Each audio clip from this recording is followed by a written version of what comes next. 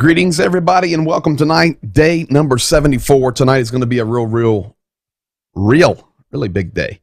Really big evening. Yes, it is the 9th of May in Russia. We're going to be talking about that tonight. I just finished having a great conversation with Zhenya. We're trying to get him a little bit of sleep right now, so this is about as live as I can get it.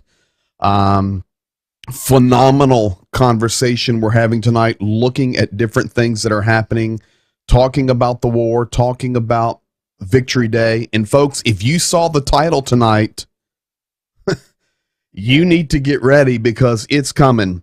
Victory will come. Chuck Pinkham,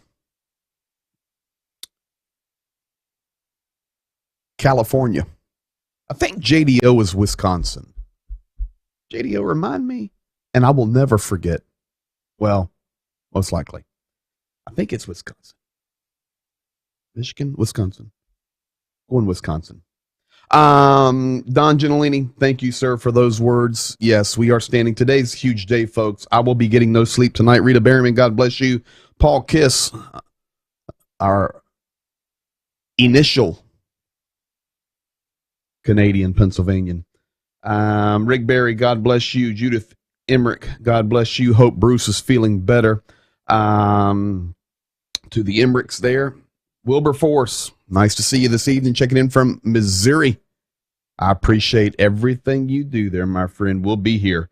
Lennon Harold, bless you. Mr. Baseball, Roe Gammon, God bless you. That's Richmond, Virginia.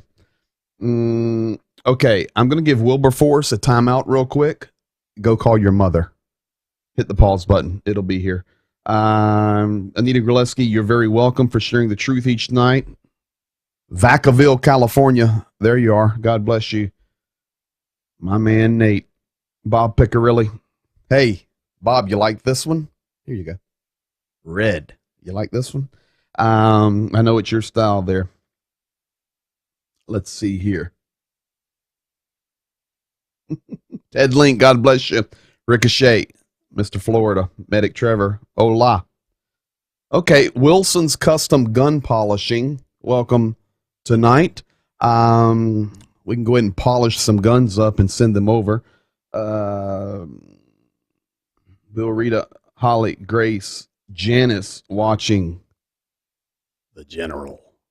Sharon Emmett, God bless you. Amy Raudabush, God bless you. Pastor Benjamin Waldrum, that would be Carson City, Nevada. Bob Piccarilli says, nice shirt. I have lots of those shirts. I appreciate it. So tonight, folks, lots of things. I want to get straight to Zhenya, but I want to give you some updates first. First of all, happy Mother's Day to everyone. And yes, JDO had the first or the second comment in tonight, and he is exactly right. Tonight, May 8th here in the United States, but it's already May the 9th in Russia. Russia is +7 right now. So 9:08 Eastern Standard Time. It's 4:08 a.m. The Victory Day parade and speech is to begin at 10 a.m. Lori Swafford, hello to you. I think you're in Virginia visiting your mother. I think I saw a picture with 4 generations there. So congratulations to you guys. So today, but before we begin that, I want to talk about a couple of things, and then I'm going to roll right into Zhenya. And this was honestly the video just finished processing. We just finished, and then I have to process it to get it into the system to roll. Now, I can give you an update on Azovstal, and of course, that would be in Mariupol. Let me roll over here to this image for us. And you can see here Mariupol being shelled, bombed, continual fighting. But I can give you these updates, and I just got these right here. As we know right now, and as far as can be determined, I can report to you that all civilians, meaning women, elderly, and children first, are out of Azovstal. In fact, 176 people were rescued from Mariupol today.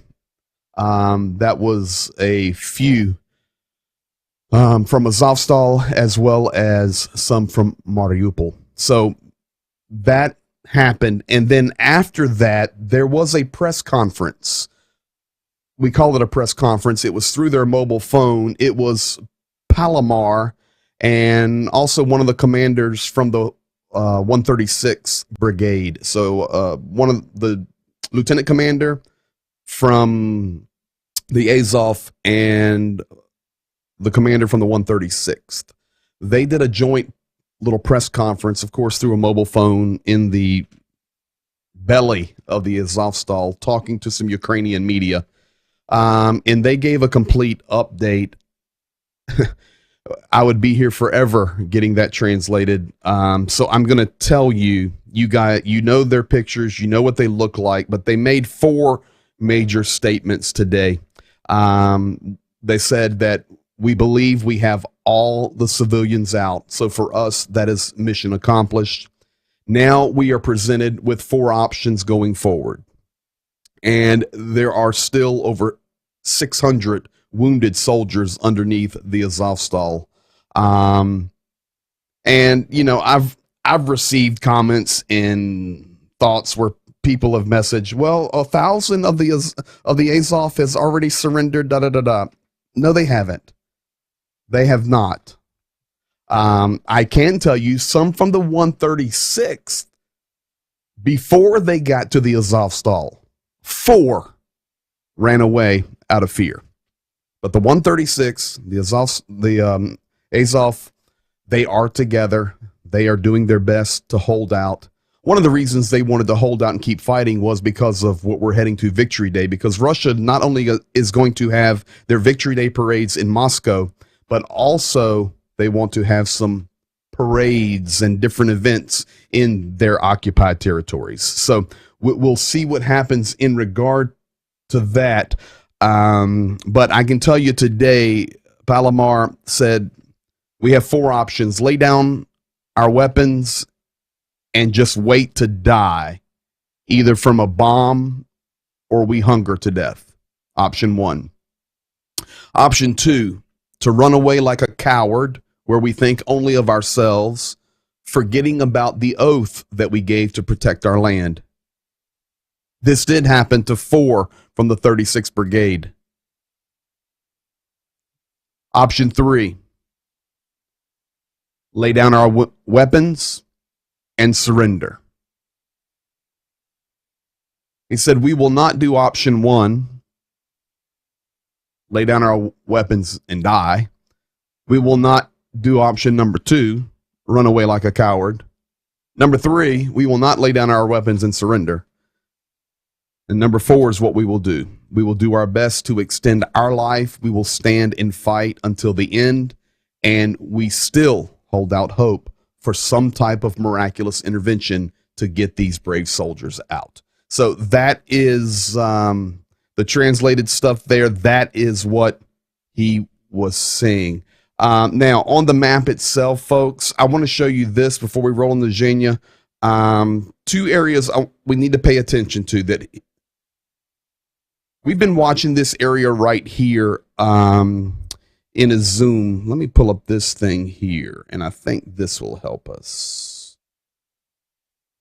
So look at that area. We've been watching Izum. Absolutely, they will be killed if they surrender. Absolutely. I was reading that Putin's approval rating went up to 80% because of the war. Actually, it's 84%. Did PZ get a new van yet? You're getting ready to hear from him in 1 minute.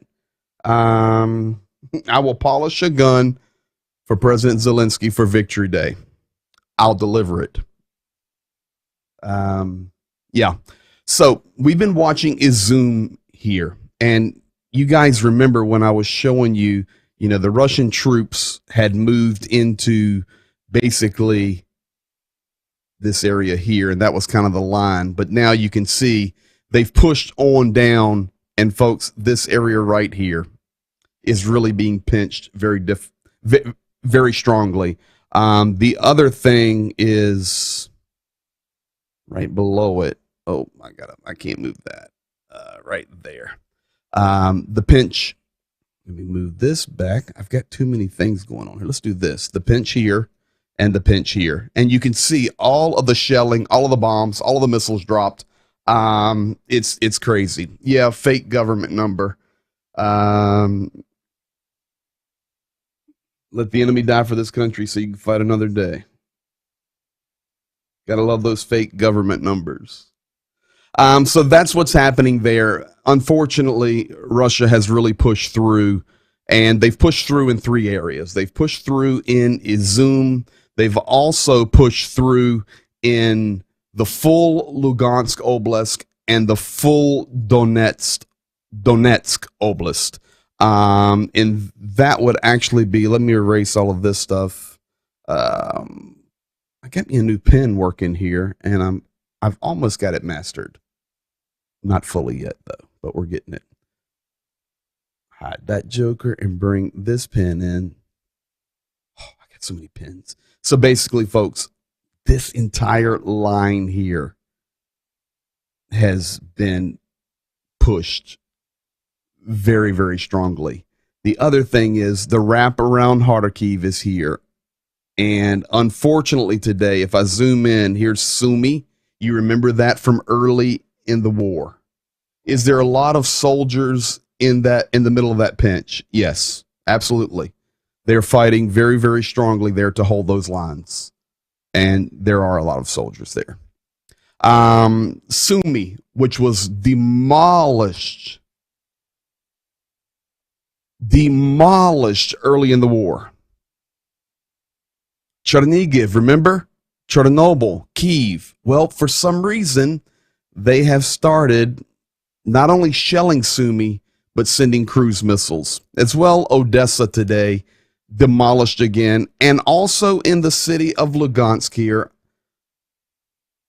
the Russian military struck a bomb shelter that was a school with a cruise missile. And the number right now is 60 confirmed dead in that one strike. Medic Trevor, you are right.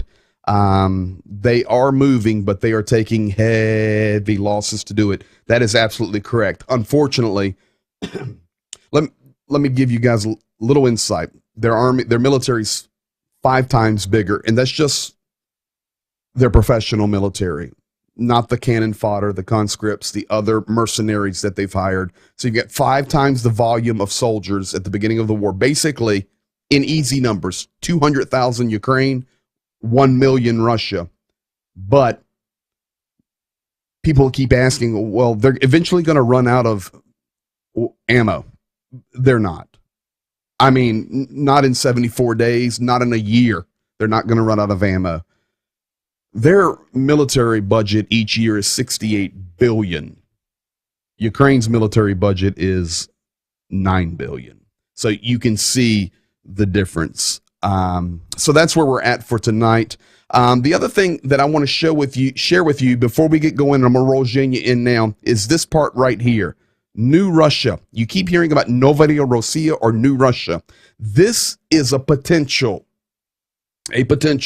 of what we may hear come out of Vladimir Putin's mouth in 6 hours. Yes, I will be awake and listening to it live. Also going to get the important parts translated tomorrow so that you can actually hear it and understand it in the English.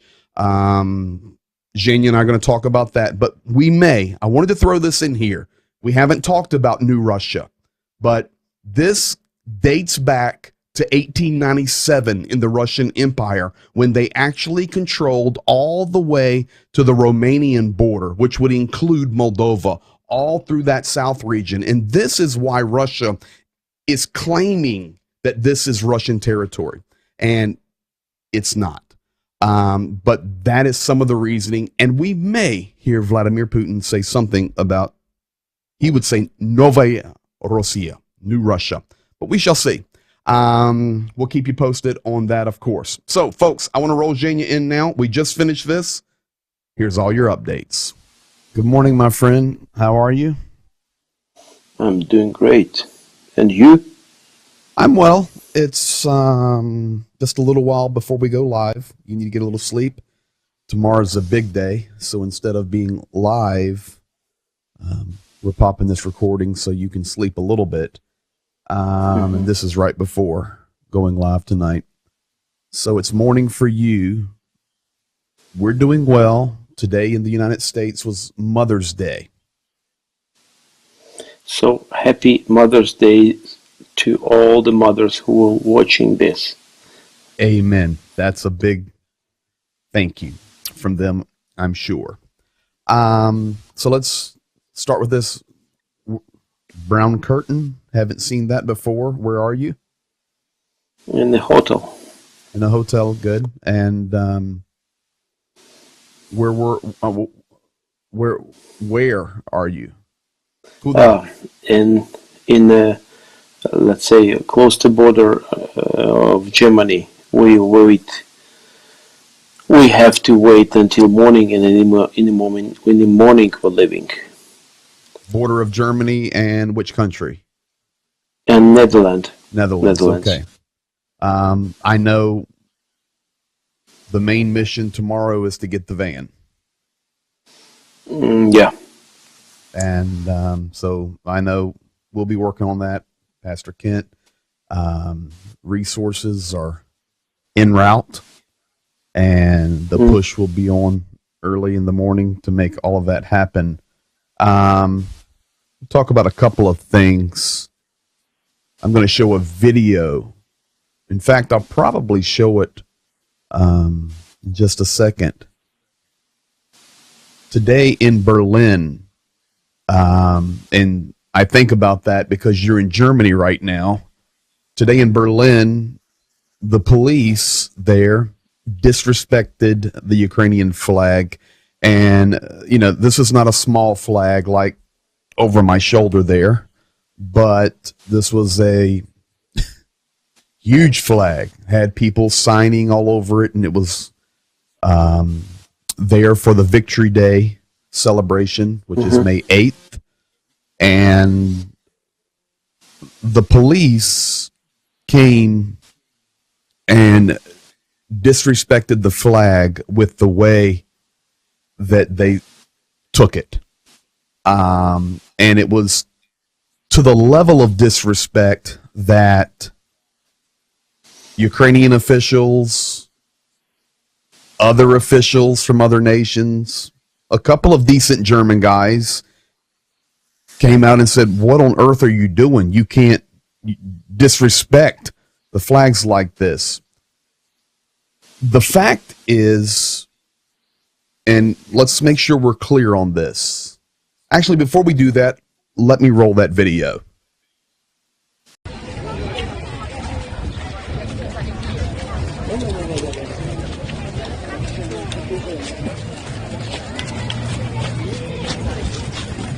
Take it.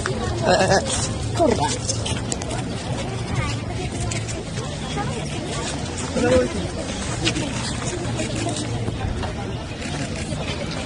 Puszczaj.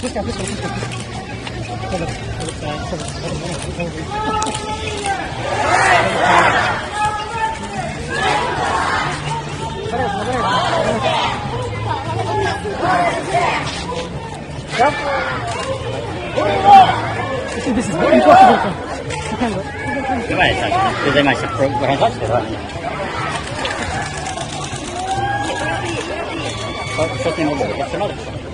So, Zhenya, there you saw that video. Number one, as a Ukrainian, I'll get to the second question next. As a Ukrainian, how does that make you feel to see a flag being disrespected like that? Your flag. I hate it, and I'm kind of confused. As for me, I was thinking that it's kind of adverse, not just, for all the people in Germany. What's going on right now, not in small South American country, which is quite far from Germany, and over other, I don't know, some tribe. But the Germany knows it. Correct. This is Ukraine, and they know what's going on, and during that, to make it equal, and then to let's say, to make it equal. Well, let's pause there. Let's explain that. Mm-hmm. The problem Okay. is actually pretty major today because, we're at the World War II Victory Day celebrations for victory in Europe over Germany. May 8th, Ukraine celebrates it. And we'll get into the other topic in just a second, which is May the 9th, which I probably will be up very late tonight waiting for Putin's speech. I will watch it live. And I will have that translated tomorrow night for the program for people to hear. Not just read what he says, but hear it. That's the Victory Day, tomorrow for Russia. But in Europe today, in Ukraine today, May 8th, the Victory Day. Here's the problem. When you say making equal, so let's break that down. Germany banned or forbid the flying of anything basically Ukrainian or Russian. Is that correct? Yes. Okay. With the symbols. The symbols. Anything symbolizing Ukraine or Russia was forbidden in the victory celebrations today in Germany. So that's the bottom line, right? Okay. Yes, so here's where I think you're going. You have a terroristic nation, Russia, that invaded the sovereign territory of Ukraine and is committing genocide in a nation. And you have the second nation, which is Ukraine, which has attacked nobody, which has just defended itself, which the world is uniting behind. So you have all of these nations that support Ukraine. You've got all the sanctions against Russia. You've got all the companies that have left Russia. And Germany says, but in Victory Day celebration, no symbols from either nation. So basically what we're saying is Ukraine has the same outlook in their eyes on Victory Day as the terrorist attacking nation. That's the unequal. Yeah? And because of the kind of the war we have, because of the aggression of Russia, and it was confirmed, there were before, let's say, a new, ban for using Z symbols, The Z. which goes from Russia, Z. Yes. And in Germany, okay, then the question is why this part is understandable about Z in like a symbol of aggression, and let's you missed one word Okay. when you were saying about the victory over Germany. It was a victory over Nazi Germany. Victory over Nazi Germany. Correct. Okay, Nazi Germany. And now it is about Nazism right now. This war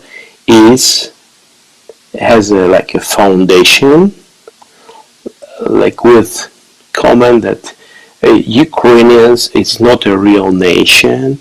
Ukrainians has to be wiped out of from the face of the earth, and Ukrainians needs to be reminded that they are Russians in really, and they call themselves by mistake that they are really Ukraine. There is a nation with the name of Ukrainians, and so on and so on. So it's important, and this is a huge difference. We, a nation, we fight for our freedom. We didn't try to to pour out our aggression to any other nation. We're fighting for our land plus for surviving, because it has a background of wiping out, like the same as it was a Nazi.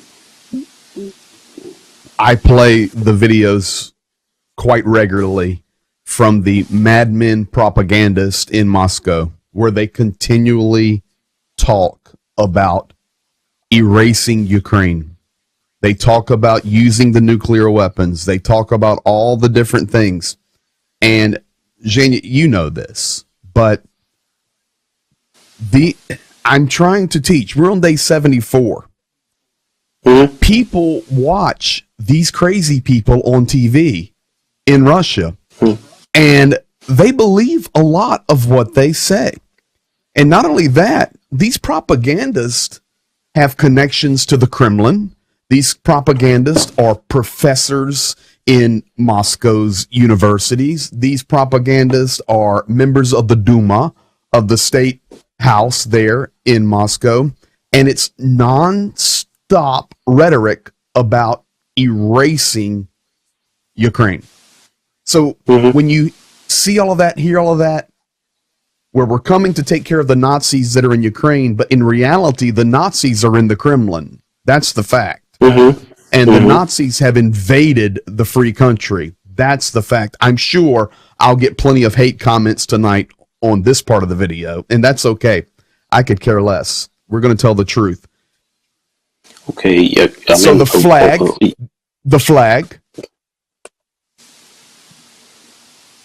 okay, placed on equal ground in Russia. Oh, in Germany is Russia. Please, that's quite simple. If there is a nation for whom to invade other country, to format them under understanding or under the nature of other country, and this nation, the nation of aggressor, is supporting the government, what is it? What kind of comments should be like, okay, there is a nation who believed, okay, there is a neighbors, okay, let's clean them out, because we decided that we are over nation. We have a power and we have a right to decide how these people, our neighbors, have to think, what kind of rulers they have to have, what kind of music or politics or their vector to pro-Europe or NATO or like blah blah blah. Okay, we have to decide it. We decided that we are over them. It's no different. Okay. It's no different. And you're in Germany right now. It's no different. And I watch these documentaries every day than World War II and Nazi Germany trying to create the perfect Aryan nation. That's what they called it. They had the perfect DNA. They had the perfect blood. They had the perfect skin. And that's what they were saying. These guys that are invading, these guys that are talking about this genocide are having the same types of conversation. And today in Berlin, the Ukrainian victory was treated the same as the Russian victory, and that was disgraceful. Kuleba is very angry. He sent out his tweet, others have, and said, what are you doing? There's two nations I don't trust in this war. Take Russia off. Of course, Russia's irrelevant, but outside nations, two, for me, I do not trust. Number one, Hungary. They're Putin's ally. That's a fact. Number two, they blocked the EU sanctions today, man. They blocked them. They vetoed. So they have to start all over again. What's his name? What's that cat's name? Orban, the prime minister of Hungary.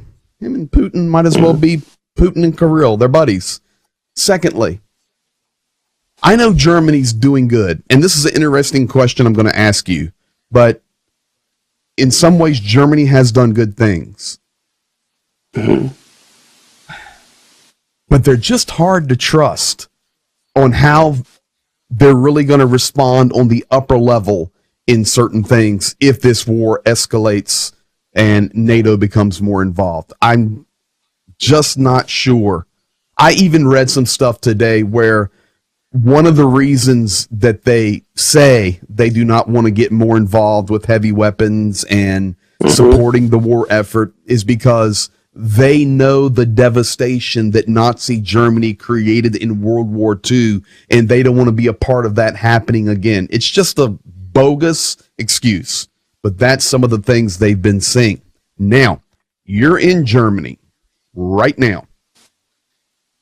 How are you treated by normal Germans, normal people? Okay. As you're at gas stations, restaurants, whatever. How are you treated? Okay.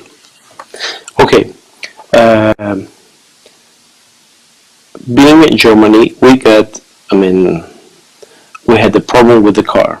Yes. And the start of the journey were in the first half of that we had to take the woman from Mariupol, Larissa, and she was looking for the safe place because she said that she's not young and she cannot, she will not survive experiencing one more time. For somebody will destroy her house. What she and experienced she said, in Mariupol. Her apartment was destroyed. She was on the edge to be killed. She was trying and running, out of that, fleeing. She had to, I don't know the whole route. She didn't express it. Didn't tell it, but she had to run away through. Seems to me, firstly to DNR or then coming back. I don't know the whole story, but she was trying to survive. Her son's apartment. Hello. Yeah. You hear? Yes. Okay. Her son's apartment, the same way, was absolutely destroyed. Her son's business was absolutely destroyed. She said, "I need a safe place." She chose Germany. She was asking to help. The people from Germany, they realizing what's going on, those people decided to help the refugees from Ukraine, and because they believe this is a safe place. And she said, "These words, it's of her. I was talking 100% Russian language. I was asking Russian soldiers,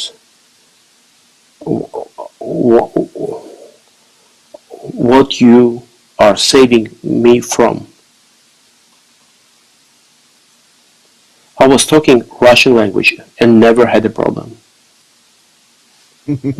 What do you bring to me? It's no all, answer. yes, we know it's all lies. Okay. So about Germany, there is a company, ADAC. It's a company of helping, like a technique, and when the car is broken, and it's like, let's say, it's a fast help on the way. Okay, emergency auto repair. Okay, they are one of most expensive companies in that area in Germany. So they got to know that we have a problem, and they sent a car, with all needed equipment. It was 11 p.m. and they said, for Ukrainians, our company made a decision to help for free. And they, in that kind of situation, which in the level of which can be fixed right on the streets. So they were doing, great attitude, and no any problem. And we were talking with people like Christians, and they were sharing that not much the same things you tell us on our TV. We hear the other stories. We hear the position like from TV that Germany has no resources to help Ukraine, and so on. And so people, we just were giving some channels. Okay, you may check it through different sources. Like they did, like info channels. Please check it. Like if you don't trust, like okay, here's the channel, you can trust only that. No, check it with other sources from United States, from other countries. Check it, and then make decisions. Then you started from the story of what was going on in Berlin today with Ukrainian flag. Okay, we are on the border between Netherlands and Germany, but on the side of Netherlands. So Andrew was in our van. There is a Ukrainian flag, and it says humanitarian aid. So Andrew was waiting for me. He was alone, and then there were one man with his son. The son is 8 years age, and they originally from Poland. So they were walking and passing by the car, our van with Ukrainian flag, and so that boy started to pull and asking, "Hey, father, you need to come to that van because there is Ukrainian flag." And he said, "Okay, are you sure?" He said, "Hey, please, they're Ukrainians. They fight for freedom, and go and invite that person to your house for the lunch." So that man came. When that man came, his boy, 8 years age, he said to Andrew, "Slava Ukraini." Wow. So Andrew was happy to hear it. Sure. And then that man, shared the story about his son, and they did invite us to his house. Wow. He was cooking. He cooked shish kebab and other stuff on the grill. He was all of that time. He was telling the stories how he's helping Ukrainians now, and he started to look and offer, maybe I can help with that. I can help with that. He gave his all contacts and gave some promises. Okay, please give me like at least probably 7 days. I will try to find you like some practical help, maybe car. Maybe I can find a car for your army for free, like all-wheel drive, something like that. So we'll see. But this is a real story about attitude to Ukrainian flag from the simple people, just Good. People. Yes, and now, we experiencing the same from one mechanic, car mechanic in the Netherlands. He was fixing our van. He did ask, "Okay, are you from Ukraine?" He said yes. Okay. He said, "Okay, then I will help you for free because you experiencing not easy time. So this is why I can help your nation. Well, it's small thing I can do for you." That makes us happy because we're seeing that people are caring, and that's really what we've been saying for 74 days. Yeah. People care. The human side cares. But a lot of these nations, with their interest in oil, money, fear, whatever it may be on the upper levels, those are the problems. When I had Rostik on the other night, we played the Kuleba video where he says, no, NATO's not coming unless something unbelievable happens, you know, we're going to support to such a level on the international level. But when it comes to people, you're seeing that people care. Unfortunately, I do not have big missiles in my back pocket. You see what I'm saying? Only we've got them in, you know, Defense Department. I can't call somebody and say, hey, send over 10 missiles, please. But we can do what we're doing. Now, you shared with me, and I'm going to do this in very, very quick English, okay, to save time. But you have your list of humanitarian aid items that you're hunting and preparing and gathering, and will continue to gather, even for the cities. And folks, I won't call all of the cities because there's too many. Good grief. They're everywhere. So I have the list right here, and I'm just going to read it very quickly. I'm going to speed the English up.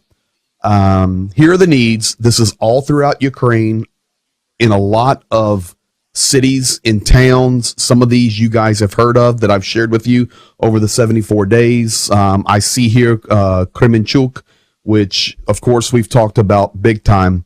So here we go. This is what we're hunting. Adult diapers. And this is specifically for refugees, people with disabilities, and boarding school children with handicaps.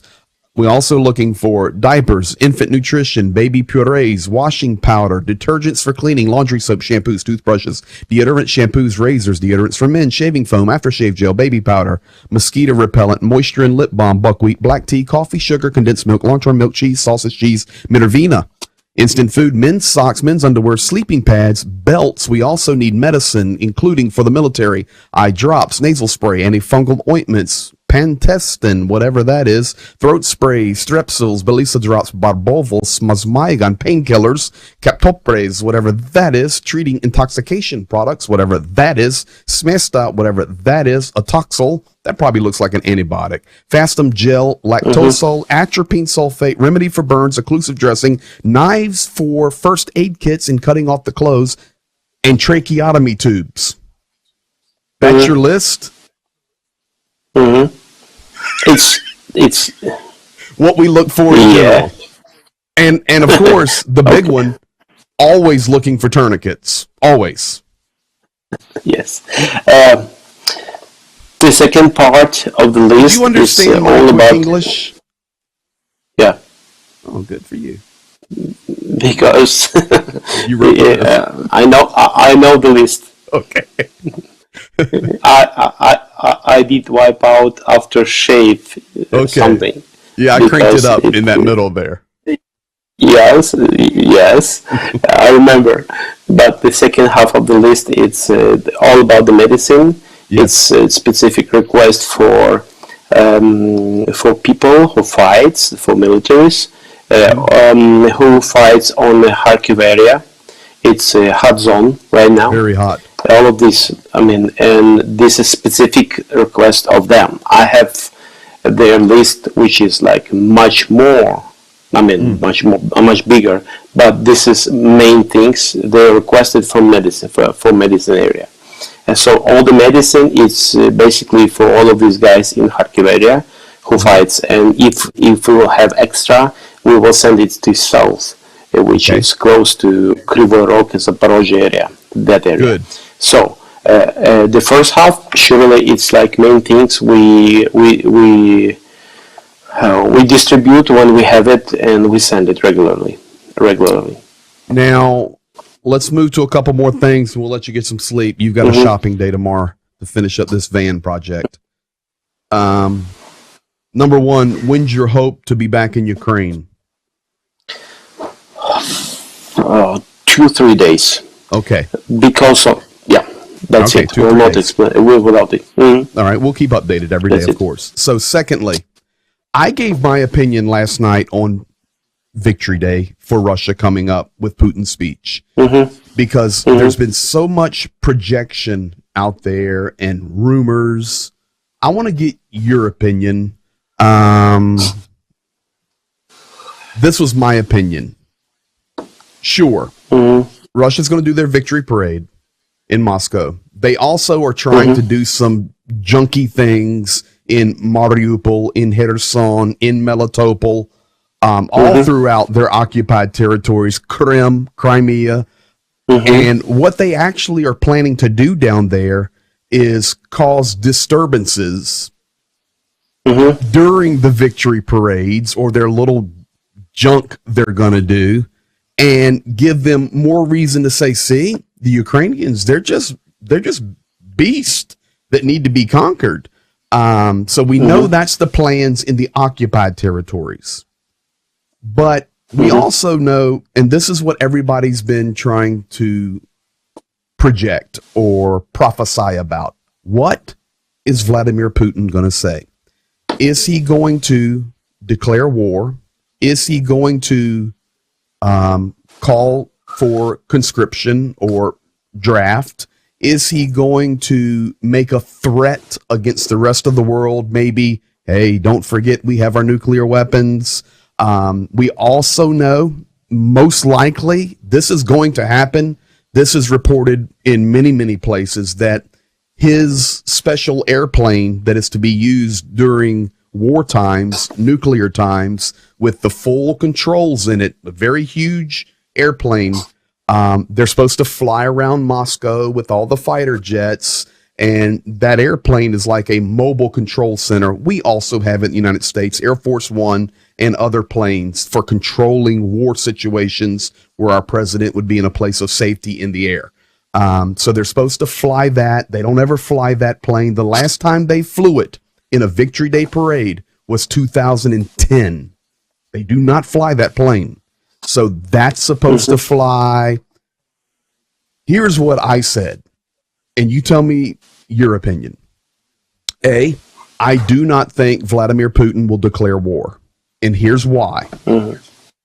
Because their statement has been, we're doing an operation to denazify and to demilitarize. And they think they have everything in control. And if you listen to them, even though Ukraine is tearing them up on many of the lines, they're still saying, we're going right according to plan. Don't worry. Everything's right according to plan in our special operation. In fact, some of the Duma representatives I saw yesterday talking that they want to actually go all the way to the Polish border, especially after President Duda and Zelensky were talking about having a borderless area and defending together and all these things that were being said. So I don't think he'll declare war, because if he does, in my opinion, it shows weakness, meaning, okay, we're not able to do our special operation, so we're going to go ahead and declare war.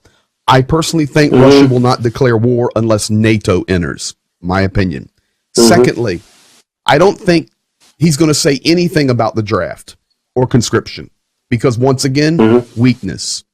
I personally think he's going to use that time when the world will be watching what he says to threaten the rest of the world. That's my opinion. What do you think, and what are you hearing? It's important because people are going to pay attention to this.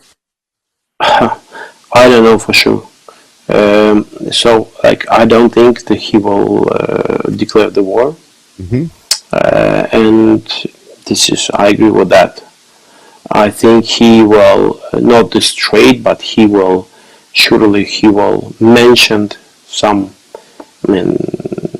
threat of threatening the other countries and the world, but he will surely represent his special operation like a successful operation, like a successful project, and he will be telling and calming down people in Russia that everything goes according to plan, and we have a lot of victories there, and so on. I think he will do the same concerning the missiles and the attacking of Ukraine. I think he will try to use some his terrorists inside of Ukraine, which is hidden, and he will try to use them to do something. There are lots of them.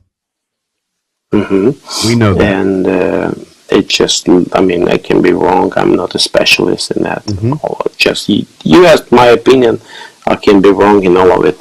Sure, and I can too, but we just do my this guess. every day. I think it's a good possibility. This is the way it's going to go, and I'll be watching. The other thing is, in regard to that, in fact, I'll show this picture right now, but this is a picture of Iskander and SAM system right at the north of Crimea, right below the Kherson region. The first picture is April the 27th, and then the next picture from the satellite is May the 6th, and you can see. Let me fade that in there for you now. So this is what we're talking about right now. This image right here. Zhenya knows all about it. On the left, guys, this is right in the southern part of Kherson, and this is happening right now. So let me go here on the map real quick, and I will show you what we're getting ready to talk about in location. I will erase all of this. We'll go to this, and then I'm going to come back to that picture. I'm going to show you exactly where these things are. As you know, let's go blue. Here's Kherson. Here's Mykolaiv. Here's Odessa, Melitopol, Zaporozhye. Here is the border of Ukraine, including Crimea. Of course, Russia has it occupied. But what we're talking about and what we're showing you right now is right there.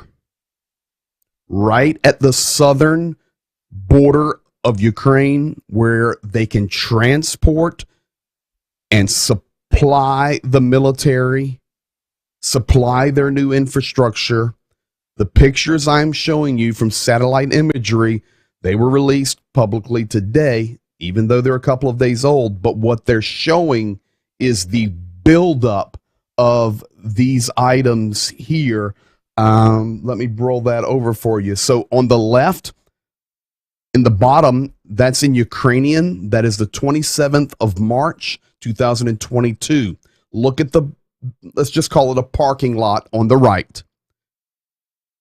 Basically empty. Some equipment there. Look, picture on the right. The bottom date, that is the 6th of May. Just a couple of days ago. That location is full, and these are the two things that are there. Iskanders and S-300s. Iskander is the bottom left. That is the ground-to-ground cruise missile. They can do hypersonic. I've taught you about those. They can be equipped with any type of warhead. On the right is the vehicles you'll see paraded through Moscow tomorrow. That is their SAMs. That is the S-300. That is ground to air. So this place is full, and they're ready. They're rolling them up. They probably are already rolling up. And this is what Zhenya and I are talking about right here. It's completely loaded with S-300 SAMs and Iskander missiles. And we know the last few days they've been hitting with missile strikes. Odessa, Kharkiv, other cities, just unbelievably strong, trying to get that push before this May 9th day. But you can see, and I'm putting the image up now, you can see the difference in the amount of missile launchers that have been moved in, and basically from there they can reach anywhere they want up into central Ukraine with those missiles. So things are happening, and I know we don't like to talk about it, but the world will be watching what he says tomorrow, and the world needs to respond accordingly without fear. Yeah, like that's the way it is. He can. he can use like the sign again. He's like hypersonic Mm-hmm. missile, because it's like hard to destroy, let's say, to shut down when it's flying, and even to see it's like in the right time. Just again, just to show something, his like benefits, his like his power.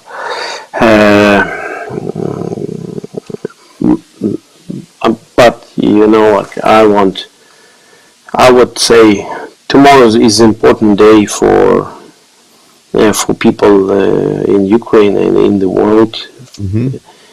to one more time make sure that we have unity, to make a decision to Yes. stay in unity, to have the same, to agree, to have the same picture and same evaluation of what's going on, and surely the people can be active in fighting, and for like for that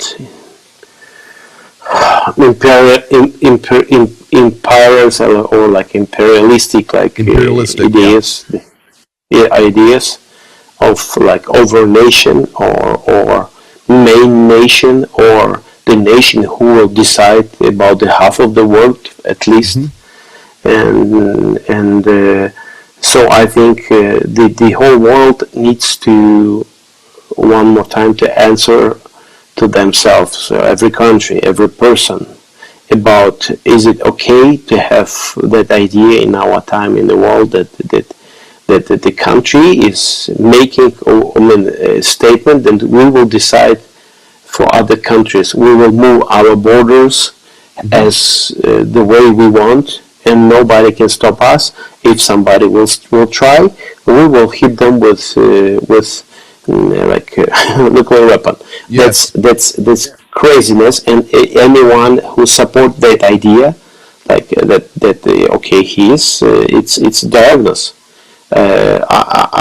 I will not give ideas how to treat that kind of people in all the countries. But if that spirit will not be destroyed, that with the time it will be like that. That anyone who speaks certain language and holds certain flag, it's like a sign of threat that soon his army and his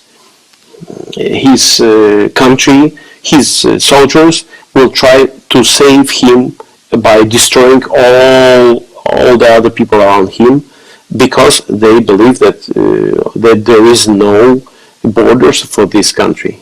Correct. So, and we know, in regard to those borders,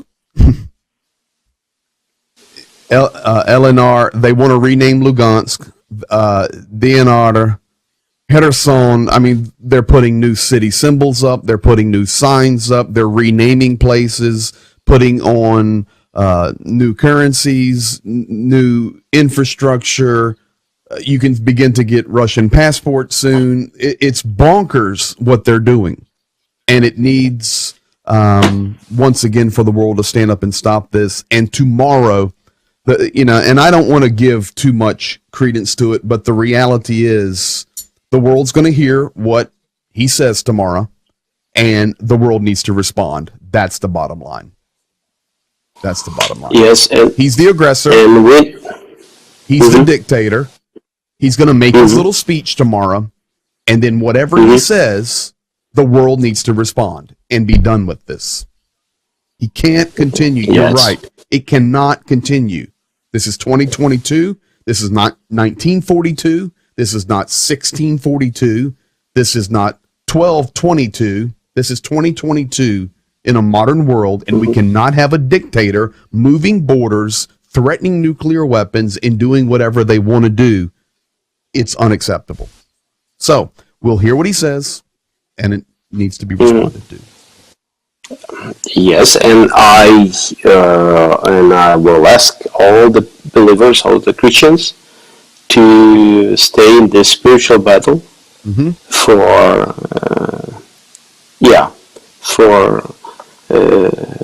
God's hand, for God's hand, or would make a change on the earth, and for the people in Ukraine, for the churches in Ukraine, for they will do and act according God's will, not emotions, not being led by fear, but being led by faith, and yes, and with motivation of love, with motivation of in case of need of sacrifice, yes, and yes, I ask all the world to pray, pray for our people, to pray for our army.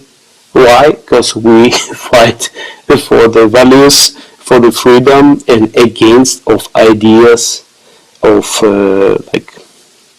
destroying. Wiping out. Yes, that's it. And yes, and I think it's okay.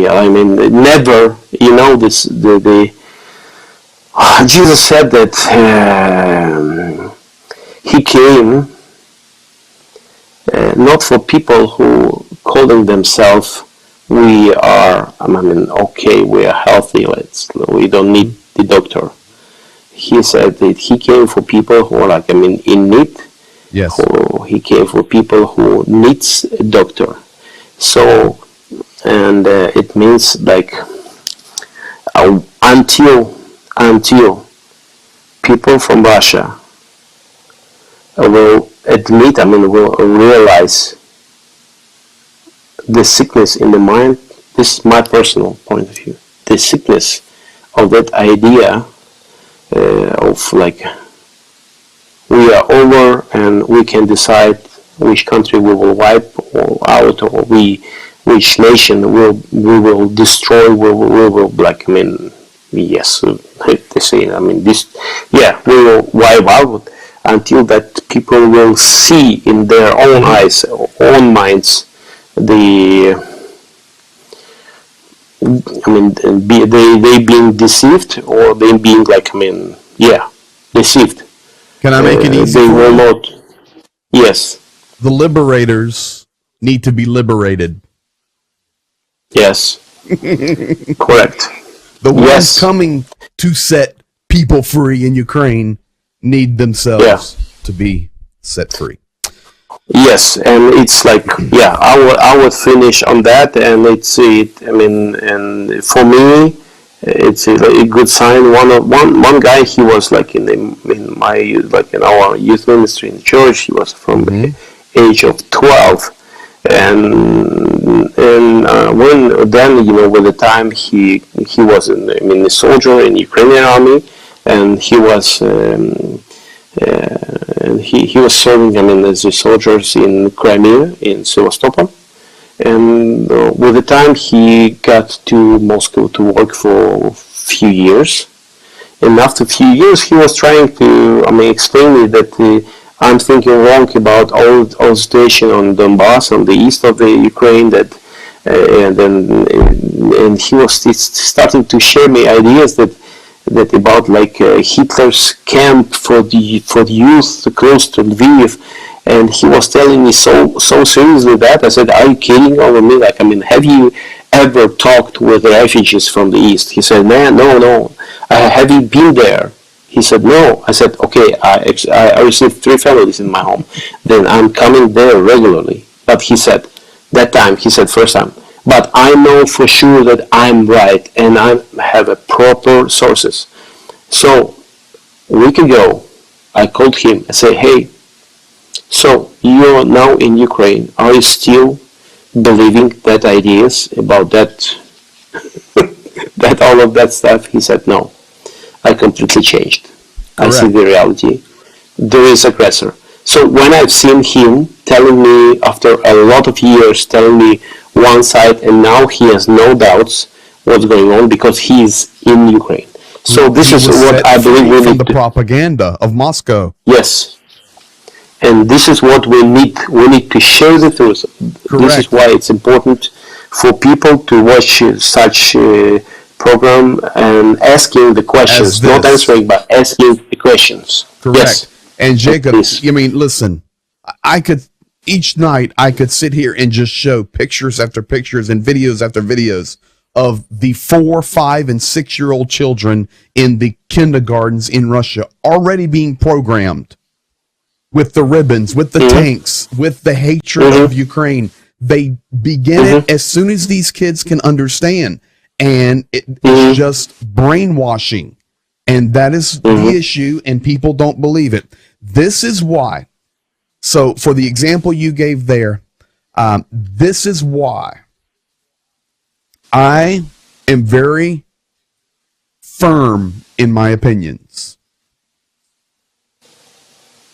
I get messages each day where people are saying that I'm wrong, I've lost my mind, why am I so one-sided, how do I know that the Ukrainians aren't Nazis, how do I know, and then I'll simply ask them back. And I try to be polite. Thank you for watching. Keep watching and give me a chance to educate you. I don't hate you. No problem. I'll ask them back. Have you ever been to Ukraine? Or have you ever been to Russia?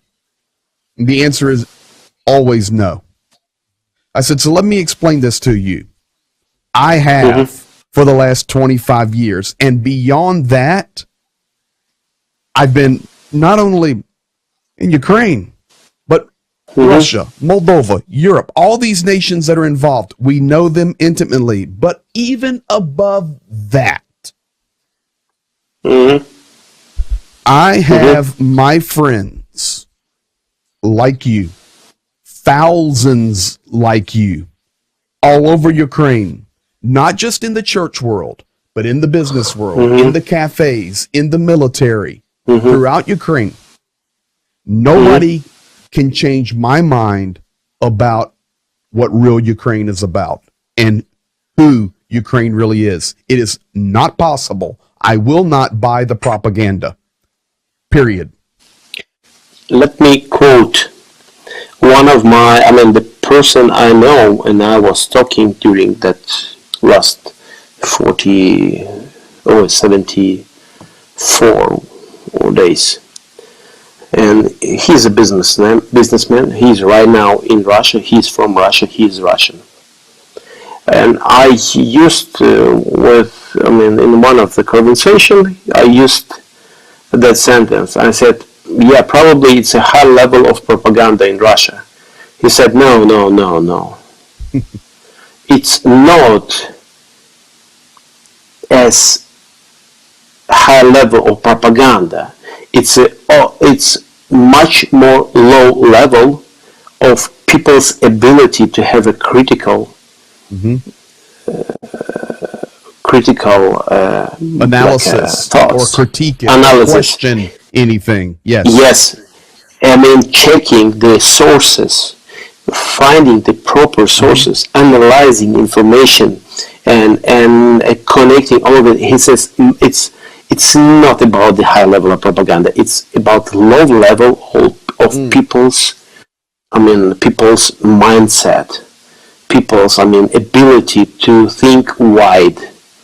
And it's a Russian businessman.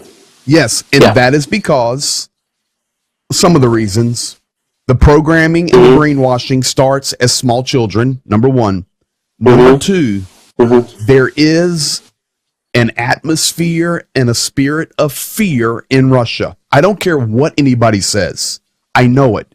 I have wonderful friends and family there. I love them dearly. Sorry, that's just the way it is. You've got good friends there. Take the war out for a minute. It's just a fact.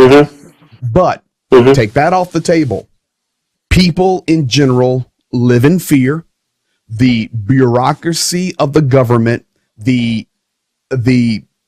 like living under the threat always, even though it's just like on the surface. And now, of course, with the war going on, it's much more aggressive. People are being arrested. People are being put in prison. You can't protest.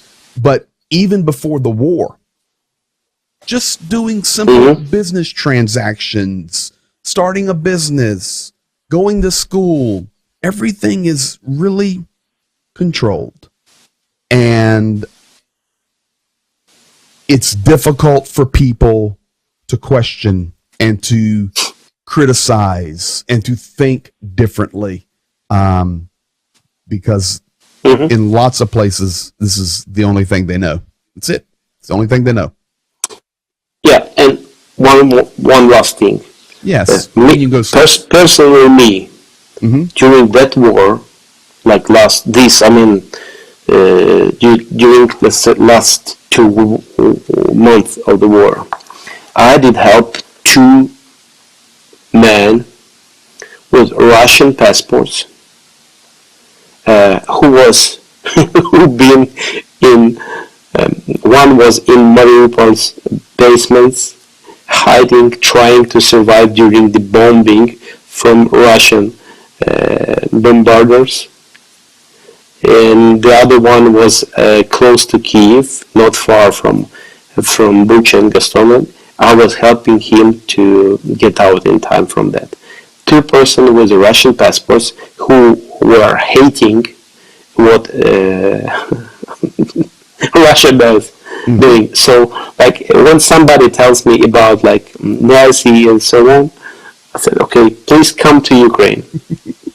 I mean, please come to Ukraine. That's it. It's not. I mean, you will not need special like explanation, and you just talk to people in the streets. Talk to people from Mariupol, from Gostomel, from Bucha. Talk to people there. Yes. Yeah, watch in their eyes and tell them that all of them are like in Nazi, and you are okay, and you are a person of free who brings the freedom. And this is why nobody can change my opinion, because I know Ukraine. It's like this. And I'm going to give you a compliment, and you can go to sleep. Your country and my second country, we've always called it Mój wторой dom, my second home. In war. Right now, you're in Germany. We're working on getting a new van. We're doing everything we do to support the war. But I'm going to give a peek inside Ukrainian character. If I had a problem right now in America, and the only way to solve it was you had to get to me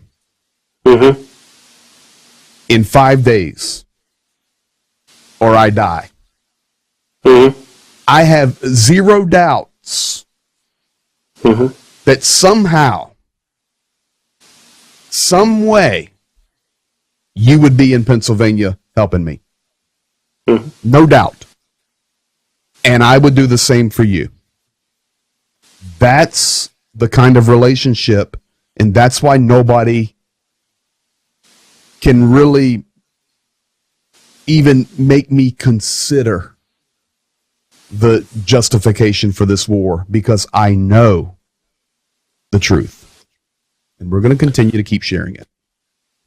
By the way, I don't need you here in 5 days. I'm okay. Okay. But hey, would you come? Yes, sure. Okay. Are you kidding? Not me alone. I will take friends. And just the fact. Yes. Because of the airstrikes, air threats in my city, the sirens and the situation my country and my family got in, I got the calls from, I don't remember, 5-6 countries minimum, maybe more. let me. I got a call from invitation from Portugal, Germany, United States, United Kingdom, Poland, Italy, Spain, 7, and Bulgaria. 8. Then Bulgaria, with personal offer like let help your wife and kids being in safe place. Mm-hmm. And I have so different countries, and I have had I have a lot of people I know, and they know me in Russia. Um, I don't know why. Maybe it's a problem of connection. But nobody tried to help my family. Including the people I was studying with in seminary, Mm-hmm. including people I was who was visiting my Christian camp, Mm-hmm. and so on and so on. Nobody called, nobody tried to help, not me, okay, but my wife and kids. Mm-hmm. Nobody offered it. I don't know why. But this is a reality, something going on. There's unity. It's that cloud. You know it, and I know it, and we're trying to tell the world. All right, buddy. You get you some sleep. While you're sleeping, I'm going to stay up late, and don't get mad at me, but I'm going to listen to Vladimirovich. Mm-hmm. And thank you, all the people from all the world. Doesn't matter which country and which part of the world you are. If you support this moment, Ukrainians, Mm-hmm. You support the freedom, and you support the families and kids, the refugees. Thank you very much. And Yeah, God and bless you. I can tell you, bud.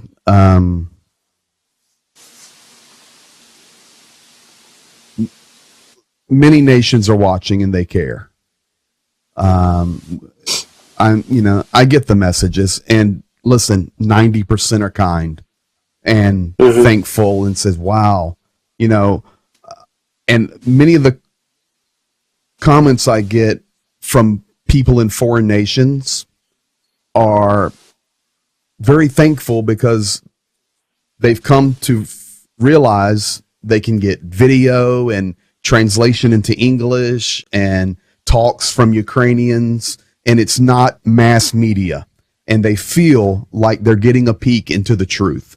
And that's the biggest comment I've received, especially from people from foreign nations. Thank you for sharing the truth, because in my country, they're not even talking about the war. So, and that's in a lot of countries. And it's sad because this right now is generational changing, if not biblical proportion. We don't know, but we're right in the middle of it. And to ignore it and to not stay firm in the battle with our responsibilities would be a failure in our duties to do what not only God has called us to do, but what humanity has called us to do. So, buddy, get you some rest. You have a job tomorrow. Please get the van. I know it's difficult. Okay. I know it's difficult. But remember, we're getting the good one. Yeah. Okay. Okay. Potter Show. There it is. Thank you, my friend. Thank you, guys. I really appreciate you. I'm sorry we rolled at 10:25 tonight Eastern, but hey, we're talking to a man in Germany from Ukraine who's right in the middle of the war. So when I have him on here, I do not even look at the clock, to be honest with you. So thank you, guys. He drops the truth, whether it's him or Rostic. And actually, just so you know, I'll give you a little hint. Tomorrow night, we will be talking about the bridge to nowhere. Also, you'll get the updates from Vladimir Putin and his speech and all the repercussions from that. But in addition, we're also working on an interview with a soldier on the front line. We'll do a 3-way call and have, of course, it translated and get some stories from the front line. We're working on it. May the Lord bless you guys. Enjoy your Sunday evening. Once again, happy Mother's Day. Happy Mother's Evening. And you guys have a great rest. We'll see you in 22 hours and 35 minutes. Have a great night. God bless you. And hey, if you're up, just remember, at 3 a.m., Mr. Putin speaking. Good night.